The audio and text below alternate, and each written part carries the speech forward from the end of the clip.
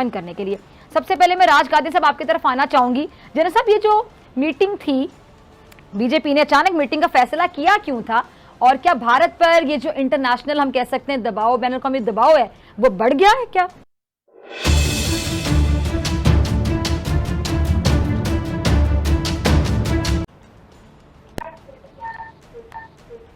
Doctor फिजा, democracy में dialogue एक basic चीज है, डायलॉग होना चाहिए।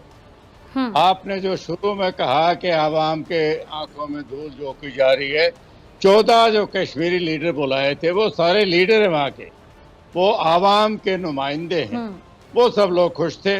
आपकी इनपुट पता नहीं कहाँ से मिलती है जो आप कहते हो कि आवाम की आंखों में धूल झोली जा रही है। ये डायलॉग शुरू हुआ है, उन्होंने खुद कहा है कि मोदी जी ने हर बात बड़े ध्यान से, बड़ी पेशेंस के साथ की, सबको बोलने का मौका मिला, सब ने अपनी बात खुलकर कही, किसी पर कोई बंदिश नहीं थी, और शायद ऐसे डायलॉग चलते रहेंगे।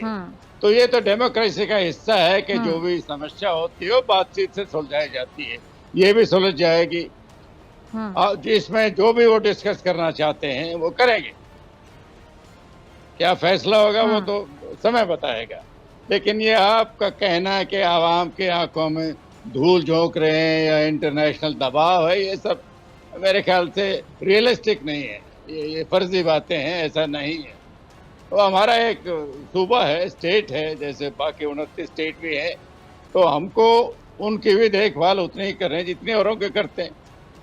वहाँ पर 2 साल पहले जब 370 हटाया था, जो एक टेम्परेरी प्रोविजन था, उसके बाद कुछ दिन लॉ एंड ऑर्डर की प्रॉब्लम रही, तो कुछ लोगों को हिरासत में भी रखा, इंटरनेट भी बंद रखा। वो तो हिरासत में तो बेंगलोर और केरला में भी ले रहे हैं लोगों को, जो ऐसी बात बोलता है जिससे भड़क जाए पब्लिक या जो नेशनल इंटरेस्ट के खिलाफ हो, तो नेशन है वो तो कार्रवाई करेगी।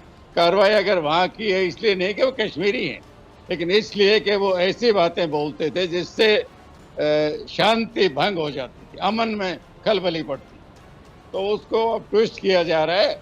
ये इंटरनल मामला है भारत का, कश्मीरियों के साथ मिलना। चलो आप इंटरेस्ट ले रहे हो, अच्छी बात है, हमें कोई दिक्कत नहीं, कोई छुपाने वाली बात नहीं है।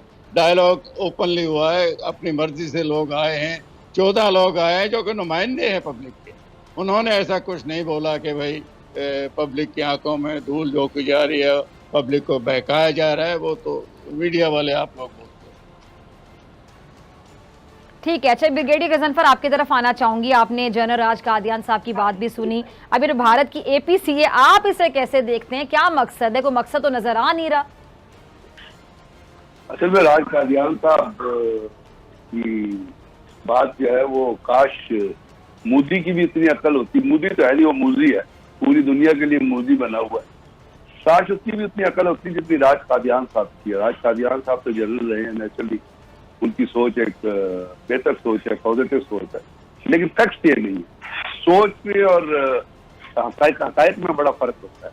हकीकत आज की तारीख में ये है कि नरेंद्र मोदी जैसे दहशतगर्द शख्स ने कश्मीर के अंदर एक दहशतगर्दी का माहौल पैदा किया हुआ है। इतनी वहां की आबादी नहीं है जितनी वहां पे पैरा मिलिट्री फोर्सेज और मिलिट्री फोर्सेज लगाई। और अभी रिसेंटली आज कादियान साहब को पता होगा, 2 हफ्ते पहले एडिशनल सीआरपी की कंपनी जो है वो कश्मीर के अंदर मूव की गई है। कश्मीर के अंदर औरतों की आबरूरेजी हो रही है, बच्चों को अगवा किया जा रहा है। दुनिया में सिर्फ 2 ममालिक हैं जो दहशतगर्द ममालिक है जिनकी लीडरशिप फैसिस्ट लीडरशिप है। ये हिटलर के भी बाप है। हिटलर ने इतना वो हॉलोकॉस्ट नहीं किया था जितना नरेंद्र मोदी जैसा आदमी, एक दहशतगर्द, झूठा, धोखेबाज, फरेबी लीडर जो है वो कश्मीर के मुजाहिद। और मैं इसमें कहने में मुझे कोई हिचकिचाहट नहीं है, क्योंकि उसका कैरेक्टर, मॉरल कैरेक्टर भी और एक as a political leader character भी बहुत ही थर्ड क्लास नेचर का है। लास्ट टाइम जब इलेक्शन हुए थे तो जाकर मुसलमानों के घर में बैठ गया था, उनके पाँव धो रहा था, उनको कहता मैं आपको खाना खिलाऊंगा। और उसके बाद इलेक्शन के बाद क्या हुआ, 375 लगा दिया। अब राज कादियान साहब को इतना पता होगा कि इंडिया के अंदर बजाते खुद क्या हो रहा है। जब कर्फ्यू लगाया था इस शख्स ने, इसकी अकल ही नहीं है, इसकी अकल गिटो में। जब कर्फ्यू लगाया था तो लोग, कितने सारे लोग थे जो पैदल चल के 900 किलोमीटर अपने घर गए थे, और उसकी कितनी डेथ हुई थी। वो पाकिस्तान में तो नहीं हुई थी ना, इंडिया में हुई थी। हमें दुख है उस बात का कि कॉमन आदमी मारा था, उसका हमें दुख है। तो बात यह है कि ये लीडर जो है ये वो नहीं है जो नजर आता है, ये धोखा देने की कोशिश करता है दुनिया को, अपने लोगों को धोखा देने की कोशिश करता है। यही महबूबा मुफ्ती, यही फारूक अब्दुल्ला जो इनके साथ खड़े रहे, क्या इसने उनको पाबंद खिलाफिर नहीं किया? क्या महबूबा मुफ्ती की बेटी ने ट्वीट नहीं किया कि मेरी माँ के साथ क्या सलूक? किस किस्म के डायलॉग, कौन से डायलॉग? महबूबा मुफ्ती जब चीफ मिनिस्टर थी उसने एक आजाद कश्मीर की constituent assembly, Jammu and Kashmir की कॉन्स्टिट्यूएंट असेंबली में करारदाद पेश की थी कि जी भारत को इंडिया के, कश्मीर को इंडिया के साथ अनेक्स कर दिया जाए।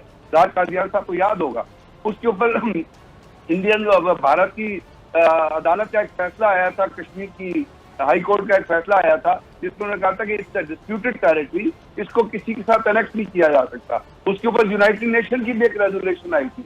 तो आप किस तरह 375 के जरिए इसको अनेक्स, किस तरह का ध्यान साहब कह सकते हैं कि वो हमारा सूबा है? यही तो झूठ है।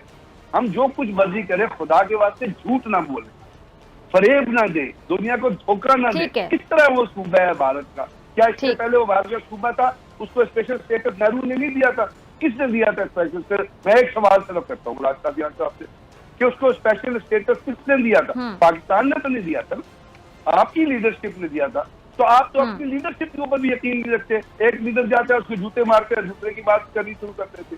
अगर नेहरू तो इसको यूएन असेंबली, जनरल असेंबली में कौन लेके गया था? पाकिस्तान तो नहीं लेके गया था, नेहरू लेके गया था ना इसको कि ये डिस्प्यूटेड एरिया। क्या नेहरू ने ये नहीं कहा था कि इसका फैसला हम कश्मीरियों की जो इच्छा है उसके मुताबिक करेंगे?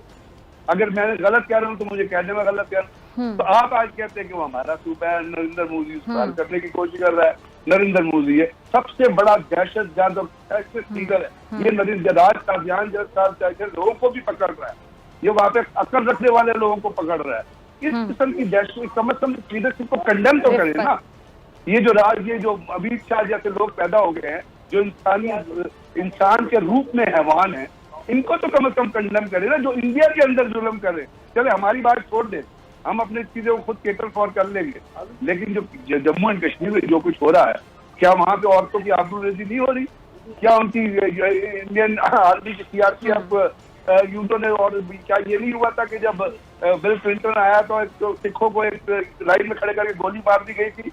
उसके बाद एक किताब लिखी गई थी उसके ऊपर कि जी अगर वो बिल क्लिंटन ना आता तो शायद ये रिफत। कुछ ऐसी चीजें हैं जिनको एक्सेप्ट कर लेना चाहिए। राज कादियान साहब बड़े सीनियर ऑफिसर हैं, वो जरूर अपनी गवर्नमेंट को सपोर्ट करें, लेकिन जो कश्मीरी रह रहे हैं इतने अच्छे से कश्मीर के अंदर, वो भी इंडिया के अंदर रह रहे हैं, पाकिस्तान के, तो कम से कम उनकी आवाज भी तो उठाए ना कि जो उनके साथ जुल्म हो रहा है, उनके साथ टॉर्चर हो रहा है, वहाँ पे एक्स्ट्रा जुडिशियल किलिंग हो रही। मैंने तो नहीं कहा, ह्यूमन राइट्स वॉच ने कहा, क्या अमेरिकन कांग्रेस में करारदाद पेश नहीं हुई थी कि अच्छा विकेट साहब, आपकी इजाजत से रिफत वानी को भी शामिल गुफ्तगू कर लूं, फिर मैं दोबारा आपकी तरफ आती हूँ क्योंकि वक्त कम है। ठीक है, उनका भी जरा मौकिफ ले लूं। रिफत, ये जो हुर्रियत रहनुमा है उनको एपीसी में क्यों नहीं बुलाया गया? आपको क्या वजह समझ आती है? और जिनको बुलाया गया उनसे को उम्मीदें हैं कश्मीरियों को कि वो कश्मीरियों का केस सही तरीके से लड़ भी सकेंगे कि नहीं? थैंक यू डॉक्टर फिजा आपका। देखिए, सबसे पहले तो मतलब जो इंडिया है इन्होंने हमेशा हमें भेड़ बकरियों की तरह ट्रीट किया, ना कि इंसानों की तरह ट्रीट किया। महाराजा का दिल किया, इनके साथ एसेशन कर दिया, शेख अब्दुल्ला का दिल किया, इसी तरह फिर जो मतलब इनका नेहरू है उसकी जो दिल आई मर्जी उसने पॉलिसीज अपनाई, इंदिरा गांधी ने अपनी पॉलिसीज इम्प्लीमेंट की हमारे ऊपर, फिर वाजपेयी आए उनकी अपनी पॉलिसीज, एनसी आती है उनकी अपनी पॉलिसीज, अब ये लास्ट में ये मोदी जी आ रहे हैं, अब इनकी अपनी, आप देखें इन्होंने हमारा क्या हशर नशर किया है। ये बुलाते हैं मीर सादिक मीर जाफर टाइप लोगों को। हर कौम में मीर सादिक मीर जाफर टाइप के लोग होते हैं और हमारे मीर सादिक मीर जाफर ये लोग हैं।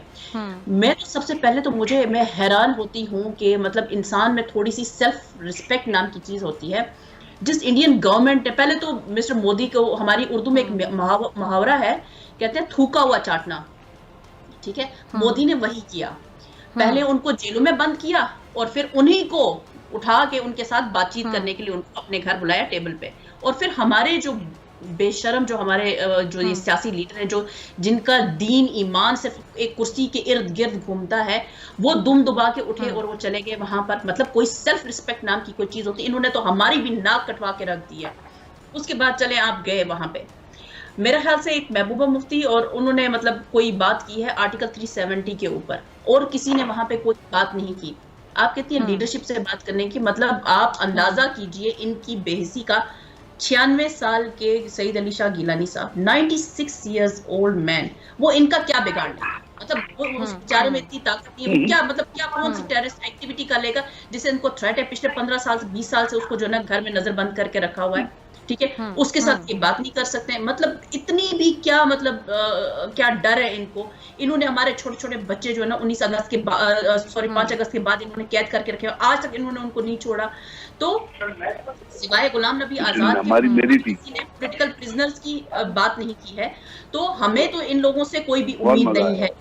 मुझे तो समझ नहीं आती हमारी लीडरशिप, ये पॉलिटिकल लीडरशिप है, ये वहां पे हमारी नहीं, वो भी इंडिया की ही है, ये वहां पे गए क्यों हैं? क्योंकि इंडिया का तो इन्होंने पहले से ही बोला था कि हम डिलिमिटेशन करनी है, डिलिमिटेशन के बाद हमने स्टेटहुड को रिस्टोर करना है। तो जब ये वहां पर गए हैं तो उन्होंने वही बात वहां पे की है, तो वहां पे जाने का मकसद क्या हुआ? मतलब जब डिलिमिटेशन करनी है उसके बाद उन्हें स्टेटहुड वो करना है, रिस्टोर करना है, तो तब। और दूसरी बात, इनसे कोई पूछे कि भाई आप लोगों ने स्टेटहुड को रिस्टोर करना है, आप यूटी को वो नहीं कर रहे हैं, मतलब नया आप स्टेटहुड नहीं दे रहे हैं। ऑलरेडी से एक स्टेट थी जिसको आपने अनकॉन्स्टिट्यूशनली अनलॉफुली आपने इसका स्टेटस चेंज किया ऑन 5 अगस्त 2019, लेकिन क्योंकि वो माइट इज राइट, अभी इनकी लाठी है, इन्हीं की भैंस है, और ये हमारे ऊपर मतलब जिस तरह से हमें भेड़ बकरी की तरह इस्तेमाल करना चाहते हैं वो करें। और मैं हैरान हूं इंटरनेशनल कम्युनिटी के ऊपर, वो देख भी रहे हैं कि अवाम की मर्जी शामिल नहीं है, अवाम से पूछा नहीं जा रहा है। तो कब तक मतलब इतनी ह्यूमन राइट्स ऑर्गेनाइजेशन होने का क्या फायदा जब वो हमारे राइट्स के लिए मतलब आवाज भी नहीं उठा सकते।